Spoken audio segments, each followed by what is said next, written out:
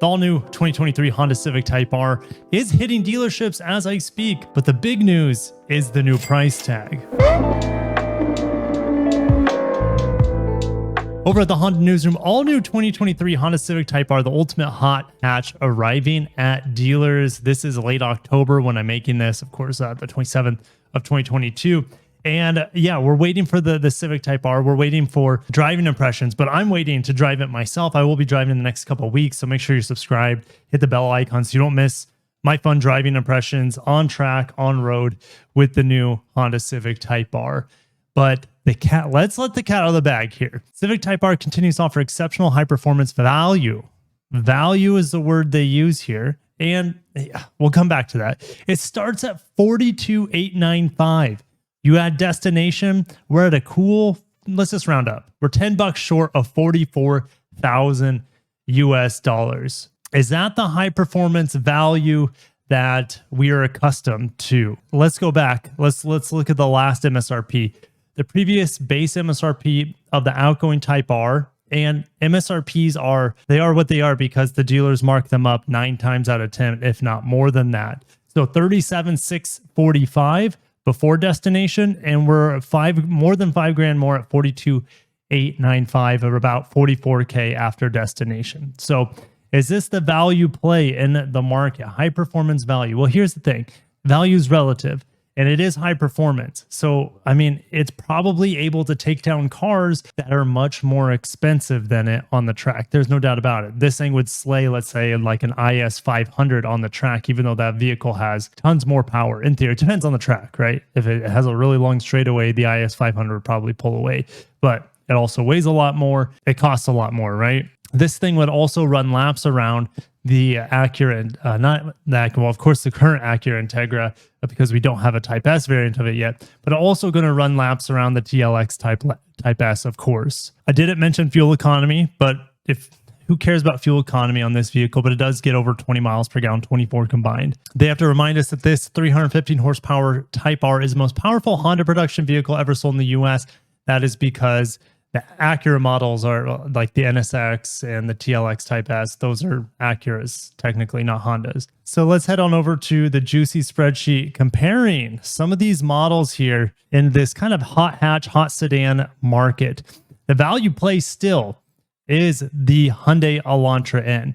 It definitely slots right in between the new Civic Type R and the Civic Si. I don't even have the Civic Si in here, which I probably should because that's a great value play as well. The GR Yaris is not available here. The GR Corolla is going to be available here, but in super limited supply, and no one really knows when it's going to be available. No one really knows when or how to get a hold of this vehicle. Asking my Toyota reps, they're like, yeah, good luck essentially with the GR Corolla.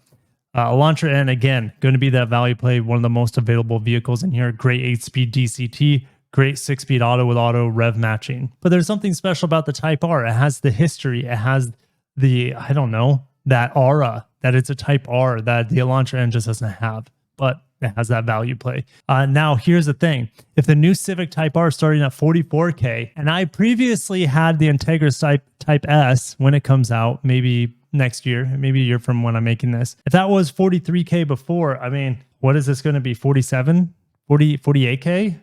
We're just going to put 48K because honestly, it's going to be high at this point, maybe even 50K. And if it's 50K, it has no shot unless they add all-wheel drive to it, which they're not going to do. Mazda 3 Turbo is another great value play, I would say. Starts around $30,000. Not nearly as track focused or performance focused, but it's kind of like that gentleman's vehicle that looks good, kind of incognito, and you have that performance and torque on tap whenever you need it. It's not that peak even engine, but yeah, if you want to know how this vehicle drives, I have several reviews on the channel, as well as I just drove the CX-30 Turbo a couple of weeks ago and reviewed that, which is very, very similar. We have the new GTI, drove that as well. Check out my review on that. It's a very excellent performing car, but the user interface makes it like a no deal. I haven't driven the Golf R, the new one, and the new WRX is really, really basic and just kind of boring. Unfortunately, it doesn't really excel at anything. It's not fun to launch, and it's a catastrophe because an all-wheel drive vehicle should be a hoot to launch. The new WRX is painful to launch. And yeah, it does have the value play behind it. The new WRX is super easy to get your hands on. So there's a lot of competition now. The only vehicles that I'm looking at here that are going to be easy to get your hands on: Elantra N, Mazda 3 Turbo, and that includes the sedan and the hatchback. The GTI will be easy to get your hands on. Not sure on the Golf R. And the new WRX is really easy to get your hands on. The GR Corolla, good luck. New Civic Type R, good luck. Integra Type S is not out yet, and GR Yaris is not available in the United States of America. So even though we don't know how the Honda Civic Type R drives, I mean, it's going to be better than the outgoing one, so that immediately puts it at the top of this list in terms of performance with the vehicles on here. Do you think it's worth the money at this point? Do you think it's worth waiting in line for unknown amounts of time, or should you just pull the trigger on Elantra N or Mazda 3 Turbo, GTI, WRX, etc.? Also, you guys down below, battle it out on this hot hatch, hot sedan segment, or put Civic Si. Should put a Civic Si. I'll get around to that eventually. As I was editing this video, I wanted to put this in here as well because this popped into my head. So I know the Integra Type S is getting really expensive just based off of this price of the Type R. But here's the thing. Acura could have something special on their hands if they offer the Integra Type S at or around the same price as the Civic Type R. And you might be thinking, Kirk, that makes no sense. But hear me out. If they bring the Integra Type S with this 315 horsepower engine, same manual transmission, but they don't give it the more advanced suspension, and they don't give it maybe the same track focus treatment, and maybe they slap adaptive dampers on this, maybe we could get a more easily available Type R-like vehicle. Now, it's not going to be quite the track vehicle as the Type R at factory, but it's going to be a very high-performance road vehicle. That would be the value play of the Type S, assuming it could come around the same price with adaptive dampers with that Turbo K20C engine. What do you think about that value play on the Integra Type S if it comes in at the same price as the Type R, just kind of marketed towards a power luxury buyer instead of a track assault weapon? Hopefully, I'm making sense. I got to cut myself off. Let's get back to the video. Some other news here. We're switching from performance gasoline cars to something totally different, but Honda is a very diversified company. As we know, they make jets, lawnmowers, etc. But Honda started sales of battery exchange station at the Honda Power Pack Exchanger. This is, of course, starting only in Japan.